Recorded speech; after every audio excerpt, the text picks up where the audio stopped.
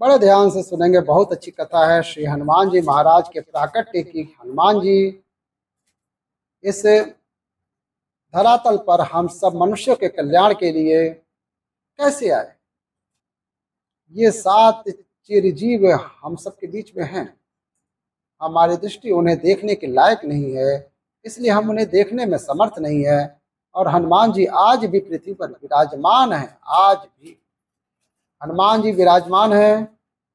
परशुराम जी 7 हैं। हनुमान जी की बात करेंगे आज। हनुमान जी महाराज कैसे अवतरित हुए, बड़े ध्यान से सुनेंगे। शंकर भगवान बड़े दयालु हैं। उनसे जो भी मांगे शंकर भगवान बिना हिचक दे देते हैं, बस वो प्रसन्न हो जाए। अब वो प्रसन्न कैसे होंगे वो तो वही जाने। कहें तो छोटी छोटी बातों पर प्रसन्न हो जाएंगे, कहें तो बड़ी बड़ी बातों पर प्रसन्न हो जाएंगे। शंकर भगवान तो भोले है ना। एक वृत्तासुर नामक दैत्य हुआ, एकदम शांत। सुनिएगा, ध्यान से सुनिएगा, बड़ी अच्छी कथा है और बहुत अच्छा लग रहा है। आप लोग हमारी कथा को सुनने के लिए आप लोग बैठे हुए हैं। सनातनियों से निवेदन है, बहुत अच्छा लगता है आप लोग जब एकत्रित होकर हमारी कथा सुनते हैं।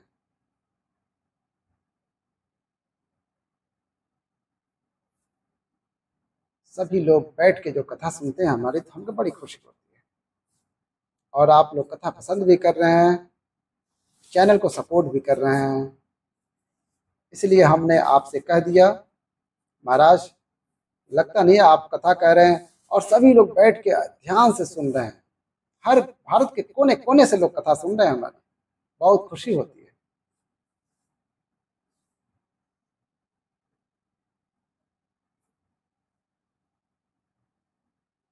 भारत में भी कुछ राज्य ऐसे हैं जो हिंदी नहीं समझ पाते हैं,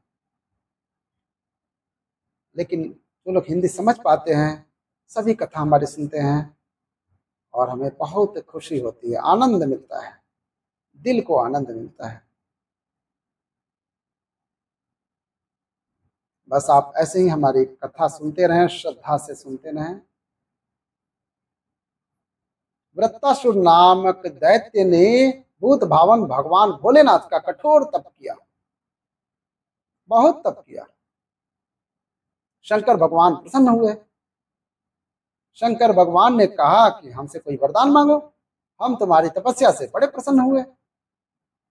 वृत्तासुर बोला, मुझे ये पता चला है कि आपके हाथ में एक कोई कंगन है, कंगन है, और उस कंगन में बहुत शक्ति है। इतनी शक्ति है उस कंगन में, इतनी शक्ति है कि जिसके भी सर पे रख कर उसे भस्म बोल दिया जाए तो वो भस्म हो जाता है। क्या ये कंगन आप हमें दे सकते हैं? अगर आप हमारी तपस्या से प्रसन्न हैं तो वो कंगन मुझे दे दीजिए। अच्छा, अच्छी चीज अगर अच्छे लोगों के हाथ में हो तो कोई बुराई नहीं है, और अच्छी चीज अगर बुरे लोगों के हाथ में हो जाए तो पूरी मानव जाति के लिए खतरा हो जाता है।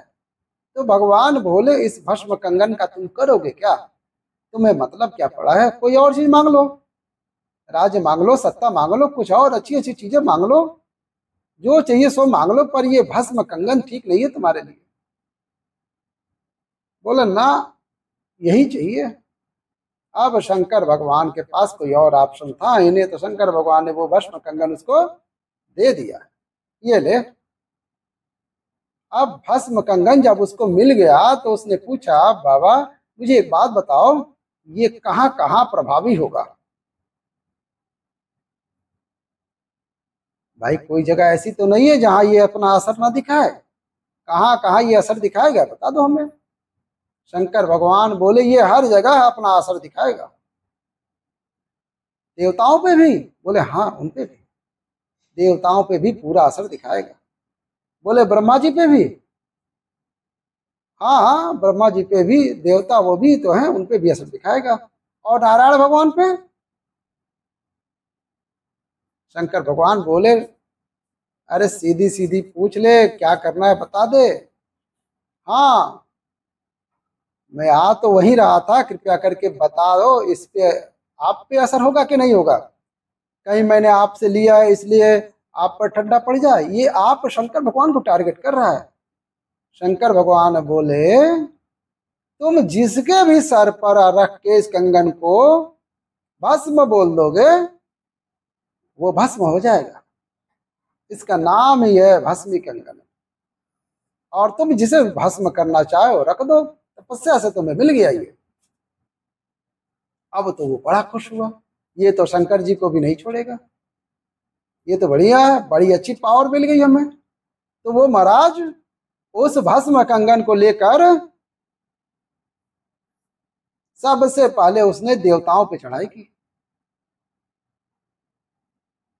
सबसे पहले देवताओं के ऊपर चढ़ाई करी और देवताओं से युद्ध किया। बहुत देर युद्ध करता रहा और जब देवताओं में से इंद्र के पास पहुंचा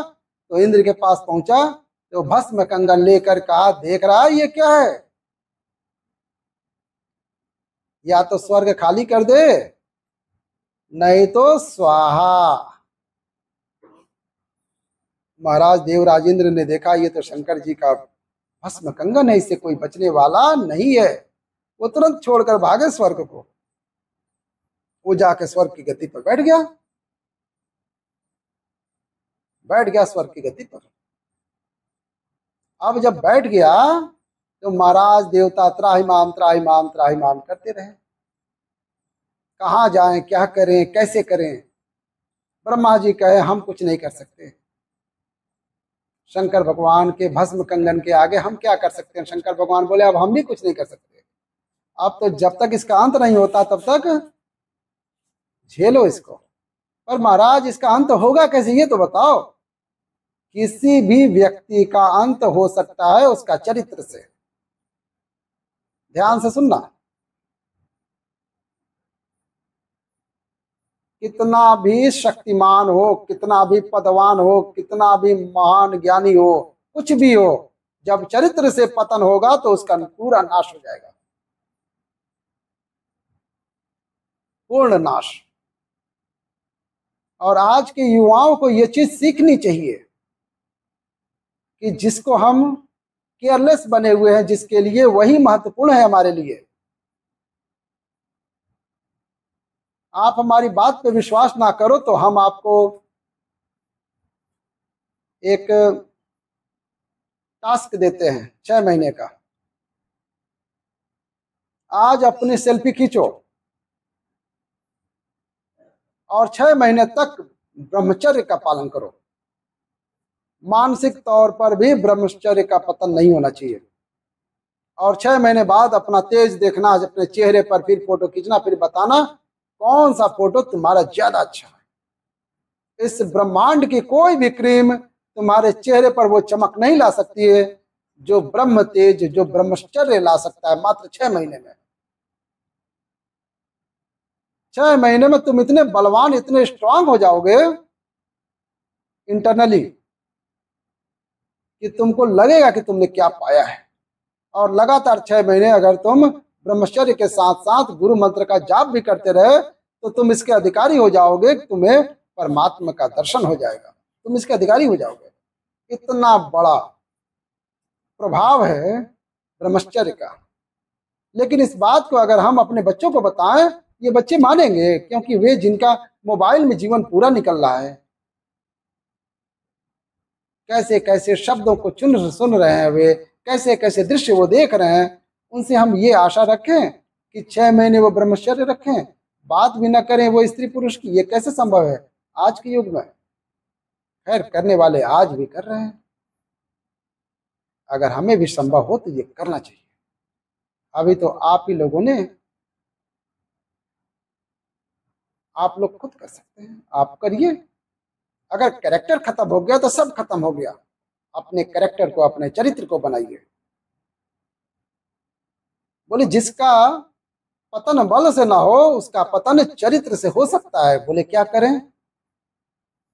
नारद जी को नियुक्त करो। नारद जी पहुंचे स्वर्ग में। स्वर्ग में तो वो बैठा ही था। द्वारपालों से कहा कहो नारद जी आए हुए मिलने के लिए। नारद जी ऐसे हैं, इनकी देवता भी पूजा करें और दैत्य भी पूजा करें। इनकी सेटिंग हर जगह रहती थी। नारद जी की सेटिंग हर जगह रहती है, तो बाद ही ऐसा होना चाहिए नारद जी जैसा, हर जगह घुस जाते हैं और सब लोग आदर करते हैं, सिंहासन पर आइए आइए प्लीज कम प्लीज कम। पर ये थोड़ा अलग टाइप का था। कौन आया? बोले नारद जी आए। बोलो वहीं से प्रणाम करते हुए आएंगे हमको, हम स्वर्ग के राजा हैं। जब हम स्वर्ग के राजा हैं तो बड़े आदमी हैं। नारद जी से कहा, वो तो यूं कह रहे हैं वहीं से प्रणाम करते हुए आओ। बोले अवश्य, वो इसी लायक है, प्रणाम करते हुए वो आ रहे हैं। हम तो आए ही यही बताने के लिए कि तुम अधूरे हो, पूरे बनो। ऐसे लोग बड़े क्रैक होते हैं। बोले हम अधूरे? बोला हाँ, बुलाओ नारद को। नारद जी को बुलाया गया। बोले आप कह रहे हैं हम अधूरे हैं? बोले हाँ तुम अधूरे हो अभी। अधूरे ये पावरफुल नहीं माना जाएगा। कब पूरे होंगे? शादी कर लो। कोई भी पुरुष तब तक संपन्न नहीं है जब तक गृहिणी घर में ना आ जाए। गृहिणी घर में आए, पूर्ण बनो, बढ़िया स्ट्रांग बनो, गृहस्थ बनो, तुम इस लायक बनोगे। हाँ तो कोई बुराई नहीं है। स्वर्ग की अप्सराएं हैं, इतनी सारी हैं, स्वर्ग के राजा हैं आप, इन अप्सराओं से ब्याह करोगे? अरे राम राम राम राम, आप अलग हो, तुम सबसे डिफरेंट हो, तुम कोई डिफरेंट होना चाहिए तुम्हारे से। सबसे बड़ा सुंदर रत्न स्त्री रत्न है, जो इस ब्रह्मांड का सबसे सुंदर स्त्री रत्न है, वो तुम्हें मिलना चाहिए। नारद जी से पूछा कौन है वो? बोले ये हमसे मत पूछो, तुम ढूंढो। अरे हम ऐसे कहाँ ढूंढेंगे, ब्रह्मांड बहुत बड़ा, आप हर जगह जाते हैं, आप ही बताओ। देखो सबसे ज्यादा सुंदर रत्न अगर कोई है तो वो पार्वती जी हैं। पार्वती जी से विवाह होना चाहिए तुम्हारा। तो बोला क्या बात करे, वो मेरे गुरु माँ हैं, मेरे गुरु जी हैं, उन्होंने मुझे भस्म कंगन दिया, उनकी उनसे विवाह करे किसे करें? अरे काहे के गुरु जी, कौन सा तुम्हारा कान फूक दिए हैं?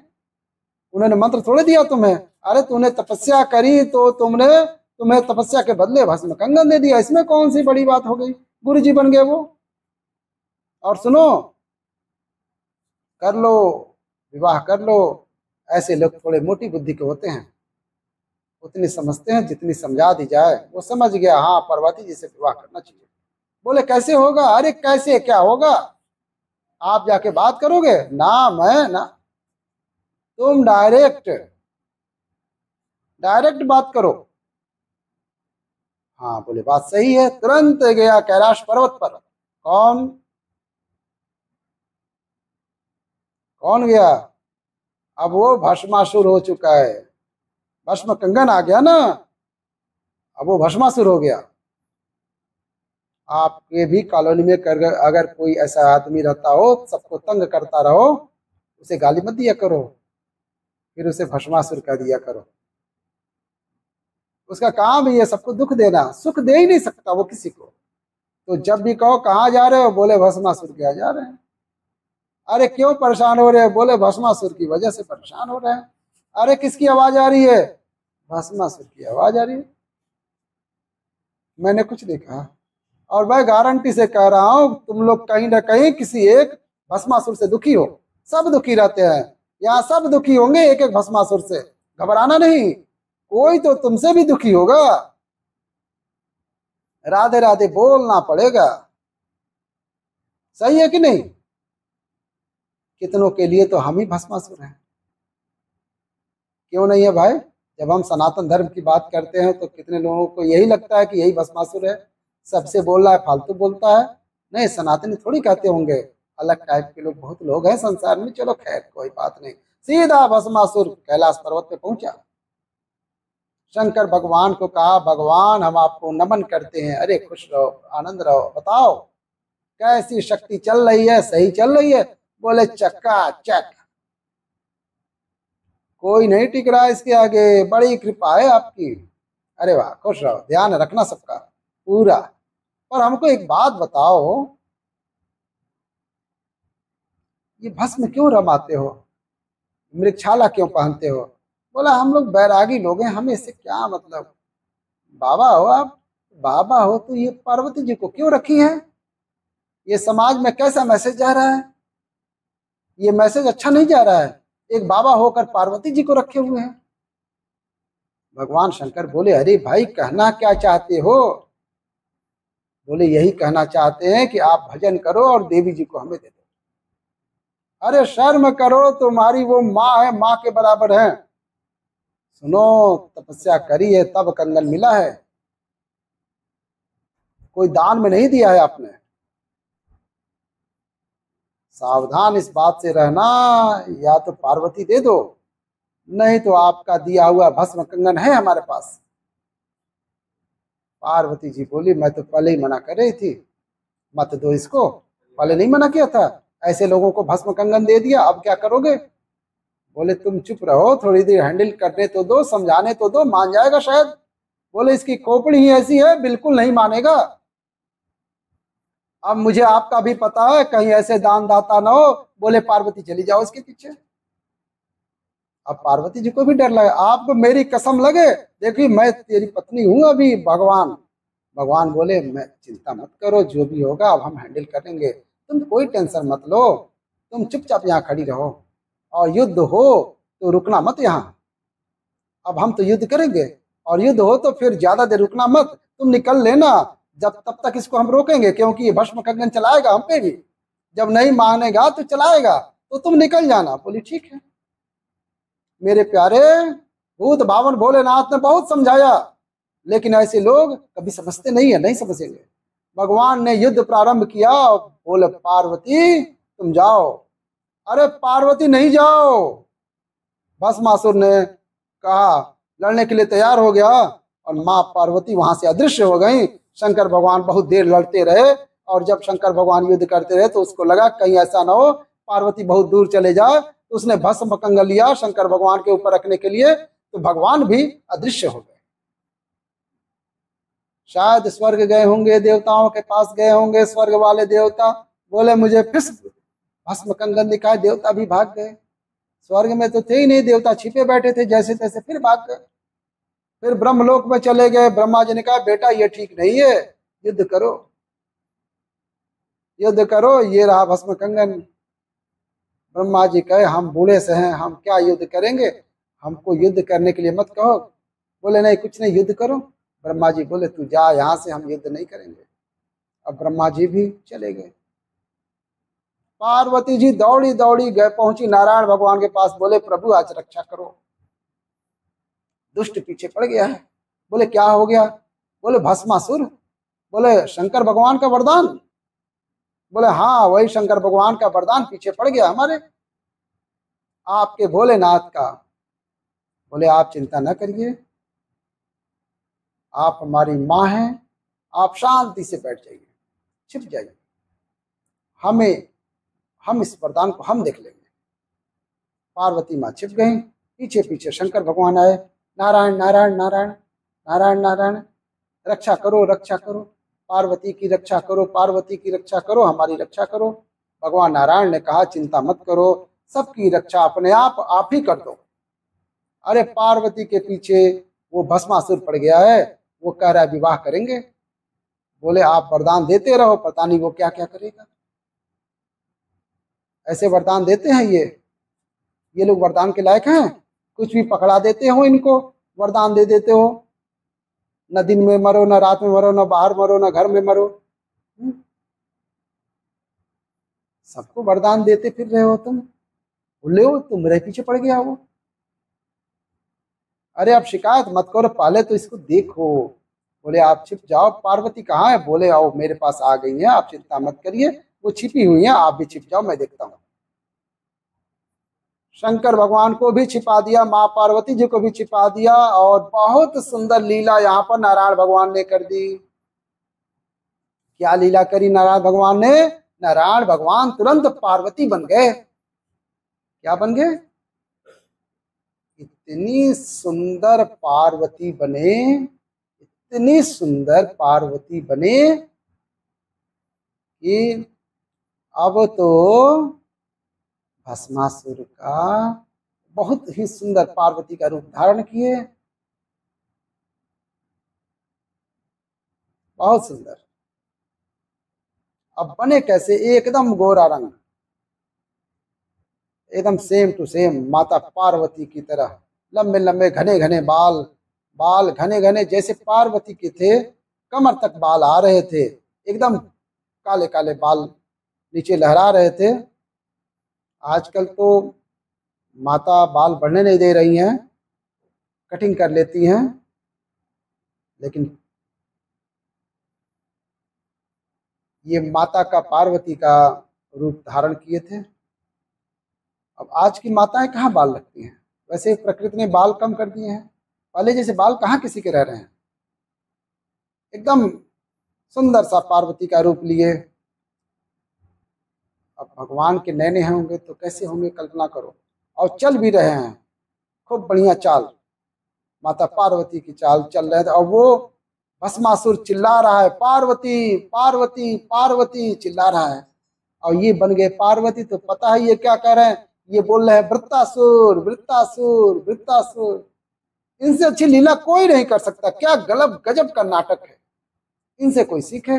गजब का नाटक हो रहा है। वो चिल्ला रहा है पार्वती पार्वती कहाँ हो, पार्वती कहाँ हो। ये चिल्ला रहे हैं वृत्तासुर, माय डियर वृत्तासुर, कहाँ हो dear, where are you. Parvati Parvati ji को पहले भी देखा था और अब फिर देख लिया, अब और देख लिया तो और एक्स्ट्रा। पार्वती तुम कहाँ थी, वृत्तासुर तुम कहाँ थे। मन इतना मीठा बोले कि पूछे ही मत।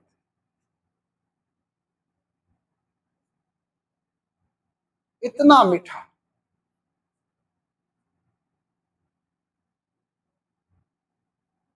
बहुत मिस कर रही थी तुम्हें, कहाँ थे तुम। अरे कुछ नहीं पूछो, हम तो तुम्ही को ढूंढ रहे थे। वो बोली मैं भी तो आप ही को ढूंढ रही थी तब से। लो क्या उस भोले के साथ रहती हो, जटा बना रखी है, भस्म लगा रखी है, सांप सुप लटका के रहता है, क्या उसके साथ तुम रहती हो। अरे बोली मैं करें तो क्या करूं, मैं भी परेशान हूं उससे। माँ बाप ने ब्याह कर दिया, करे तो क्या करे, रहना पड़ेगा। मैं तो कोई बलधारी ढूंढ रही थी, मैं तो कोई ऐसी जो बड़ा सिंहासन पर बैठा हो, तुम जैसा बलिष्ठ व्यक्ति, मेरे जैसा। हाँ आप जैसा, क्या बल है आपके पास। Oh really. बोले यस। पुरुष कितना भी बड़ा हो और कितने भी बड़े पद पर हो, मोस्टली पुरुष जब देवियां एक बार मुस्कुरा के कह दें हाउ आर यू, आधा बल खत्म।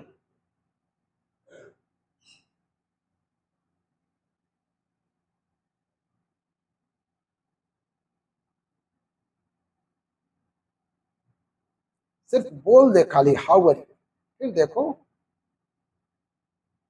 ओह I am okay and you, yes I am okay, I want to kill you. एकदम मैंने वहां पे चल रहा था,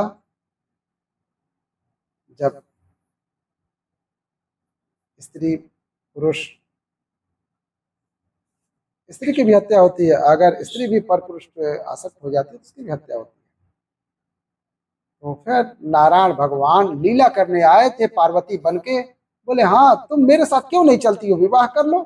बोली मैं तो इसीलिए आई हूँ, विवाह करना है मुझे आपसे। अरे वाह, चलो चलो चलो विवाह कर लेते हैं।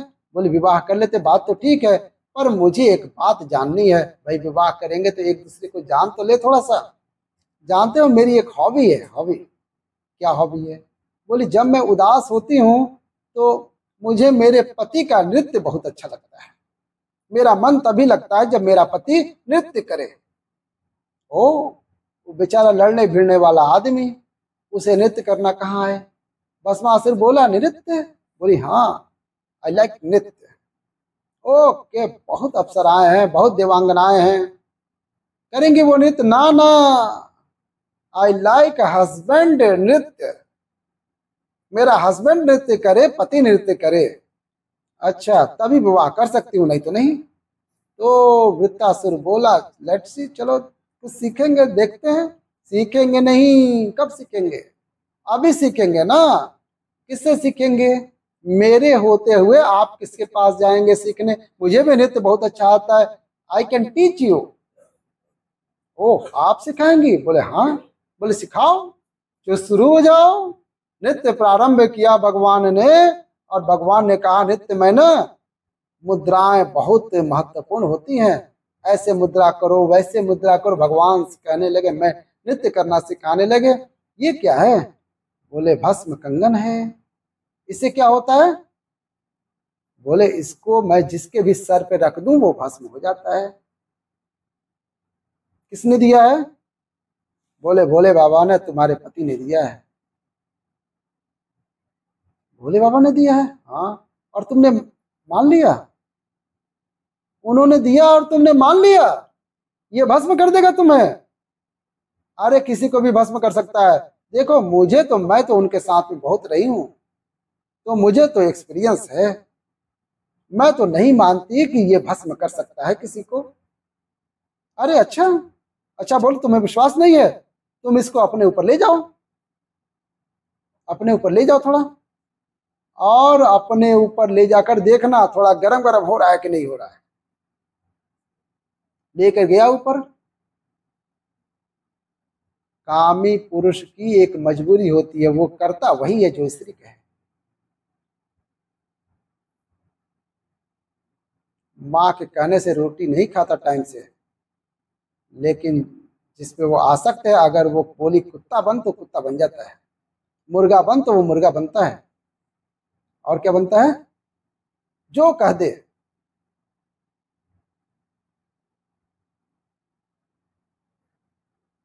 जो वो कह दे वो बन जाएगा। और फिर वो जो कह दिया, कहा ये करो, वो करेगा। वो कामी पुरुष की मजबूरी है। कामी व्यक्ति वही करता है जो स्त्री चाहती है, और जो काम के वशीभूत स्त्रियां भी होती हैं वो वही करती है जो पुरुष चाहता है। यही काम की शक्ति है। अब बताओ, हाथ में भस्म कंगन है, इस कथा को समझो। हाथ में भस्म कंगन है, शंकर भगवान ब्रह्मा देवता सब भाग रहे हैं, लेकिन जब नारायण पार्वती बनकर आए तो बेचारे की हालत देखो क्या हो रही है। नाच रहा है, नाच रहा है। ये काम की शक्ति है। इस बात को ऐसे ही समझना, व्यक्ति कितना भी विवश हो जाता है, काम के अधीन हो जाता है। तब भगवान ने कहा थोड़ा करके देखो, कुछ नहीं होता। ऊपर किया, हाँ कुछ गर्म महसूस कर रहे हो? कह रहे नहीं, कोई गर्म फील नहीं हो रहा, नहीं हो रहा। मैं पहले ही कह रही थी और नीचे करना, अब हो रहा? बोला नहीं हो रहा है। मैं तो कह रही हूं पूरा ही रख लो सर पे, कुछ नहीं होगा। बोले भंडारी है ये, मैं तो रग रग से वाकिफ हूं, रखो। रख लिया। बोले एक बार भस्म बोलो, कुछ नहीं होना। हाथ रख के बोला कह दो। बोला हाँ कह दो। अब तक कुछ हुआ क्या? अगर ये भस्म करता होता तो थोड़ा तो गर्मी फील करते, थोड़ा बहुत तो गर्म फील होता तुमको। कुछ भी नहीं हो रहा। बोला नहीं कुछ भी नहीं हो रहा। रख के देखो। बोला भस्म, बोला स्वाहा। सर पे रखा, भस्म बोला, स्वाहा। अब बताइए वृत्तासुर का पतन कब हुआ? चरित्र से पतन हुआ ना। स्त्री पर मोहित हुआ, आसक्त हुआ तो क्या हुआ? जिसे ब्रह्मा न मार सके, जिसे शिव न मार सके, जिसे कोई देवता, स्वर्ग के देवता न मार सके, उसे स्त्री के मोह ने मार दिया। मर गया, मर गया। अब शंकर भगवान के पास में पहुंचे, और शंकर भगवान के पास पहुंचकर भस्म कंगन लेकर पहुंचे। नारायण भगवान बोले यही था आपका? बोले हाँ यही था। आप ले आए? बोले हाँ हम ले आए। आप कैसे लाए? अब नारायण भगवान बोले यहाँ आप मत पूछो। बोले कैसे ले आए वो मत पूछो। बोले नहीं नहीं हमें बताओ कैसे लाए, हमें भी तो पता चलना चाहिए कि आप कैसे लाए। बोले छोड़ो, जा गया, बस आप कंगन संभालो अपना। बोले नहीं नहीं प्रभु, आपने जितनी भी लीलाएं की हैं सब मुझे पता है। ये लीला कैसे मुझे बिना बताए आप कर लेंगे? मुझे वो रूप दिखाओ, वो लीला दिखाओ। भगवान बोले वो रूप मत देखो, रूप मत देखो। नहीं नहीं मुझे दिखाओ। शंकर भगवान हर रूप को देखते हैं। वो रचा राम अवतार हो चाहे कृष्ण अवतार हो, हर एक लीला में जाते हैं। बोले ऐसा कोई लीला नहीं होना चाहिए जिसको मैं दर्शन ना कर सकूं। बोले बाबा ये लीला मत देखो। नहीं मुझे देखनी है। उस समय भगवान कहे ठीक है, नहीं मानते हो तो। भगवान ने बड़ा सुंदर मोहिनी रूप बनाया और बन के आए पार्वती। अब पार्वती समझ के शंकर भगवान बोले मेरी पार्वती इतनी सुंदर? देख शंकर भगवान आसक्त हो गए और आसक्त होकर पार्वती जी के पीछे गए। उनका तेज स्खलित हुआ और उनका तेज को सप्त ऋषियों ने एक पात्र में रखा और कहा ये भगवान की सेवा के लिए है, कोई भक्त प्रकट होना है, अब इसको कैसे पहुंचाएं। तो स्वयं नारायण भगवान ने कहा अंजना जी तप कर रही हैं पर्वत पे, वहां तक पहुंचाओ। सप्त ऋषि गए। सप्त ऋषियों ने कहा भिक्षाम देहि, ध्यान से सुनो, द्वार पर कोई अतिथि आए उसे भिक्षा जरूर देनी चाहिए। माता जी बोली मैं अभी लाई, प्रभु आप रुकिए मैं आपके लिए भिक्षा लाते हैं। बोले ऐसे नहीं, पहले हमको बताओ तुम्हारे कोई गुरु है कि नहीं है। बोले गुरु तो नहीं है। बोले हम तुम्हारे हाथ की भिक्षा नहीं लेंगे। ध्यान से सुनिए, गुरु मंत्र होने के बाद ही हमारा संबंध परमात्मा से जुड़ता है। संसार से तमाम संबंध हमारे शरीर के हैं, आत्मा का संबंध परमात्मा के तब होता है जब गुरुदेव के द्वारा स्थापित होता है। इसलिए शास्त्र तो यहाँ तक कहते हैं जिसका कोई गुरु ना हो उसके हाथ से कभी जल भी नहीं पीना चाहिए, उसके हाथ से कभी जल भी नहीं पीना चाहिए। बोले हम नहीं लेंगे तुम्हारे हाथ से। बोले प्रभु ऐसा मत करिए, आप निराश होकर चले जाएंगे, मेरे जीवन भर के जितने भी हमने अच्छे कार्य किए सब नष्ट हो जाएंगे, आप कृपा करिए हमारे पर। बोले ठीक है आप ही दीक्षा दे दीजिए। तो दीक्षा देने के माध्यम से बहाने से पवन देव को बुलाया। किनको बुलाया? तेज किसका है? शंकर भगवान का, शिव का। और गर्भस्थान तक पहुंचाने की जिम्मेदारी किसकी है? पवन देव की, कर्ण के द्वारा। तो जैसे ही मंत्र देने के लिए कर्ण प्रयोग किया तो पवन देव से उनका आह्वान किया और तेजी से वो तेज था, वो अंजना जी माँ के गर्भ तक पहुंचा दिए पवन देव ने। और उनको पता चल गया कि वो कुछ ऐसा हुआ है। तो उन्होंने कहा कौन ऐसा व्यक्ति है जिसने मेरे इस तप को नष्ट किया है, मेरा पति के धर्म को नष्ट किया है। जिसने भी कहा किया है वो हमारे सामने आ जाओ, नहीं तो मैं श्राप देकर नष्ट कर दूंगी। तब पवन देव आ गए। बोले देवी मुझे क्षमा करो, मैंने अपनी मर्जी से कुछ नहीं किया है, ये सब शंकर भगवान की लीला है, हमारी कोई लीला नहीं है। स्वयं शिव चाहते हैं कि आपके गर्भ से एक राम भक्त प्रकट हो, पर मैं कुंवारी हूँ, मेरा विवाह नहीं हुआ है। अगर कुंवारी की संतान होगी तो लोग मेरा उपहास करेंगे, लोग मेरा मजाक करेंगे। तब श्री पवन देव जी कहते हैं देवी आप ऐसा क्यों कहती हैं, आपके गर्भ से तो भगवान का परम भक्त प्रकट होगा जो पूरे विश्व का संकट हरण करेगा, पूरे विश्व को भी वो यश प्रदान करेगा जो उनकी सेवा और पूजा करेगा। आपको ऐसा नहीं सोचना चाहिए। तब उनका विवाह किससे किया गया? केसरी जी से विवाह किया गया। उसके बाद श्री हनुमान जी महाराज का प्रकट हुआ। शंकर सुवन केसरी नंदन तेज प्रताप महाजगबंदन, पवन तन संकट हरण मंगल मूर्ति रूप, राम लखन सीता सहित हृदय बसो सुरभूप। सिया बोल रामचंद्र की जय। कैसी लगी कथा? अच्छी लगी तो प्यारा सा लाइक करिए और कमेंट में जय श्री राम हर हर महादेव जरूर लिखिए। इसी साथ कथा का अंत करते हैं और ऐसी कथा सुनने के लिए हमारे चैनल को सब्सक्राइब करके बेल आइकन दबा दीजिए। हर हर महादेव।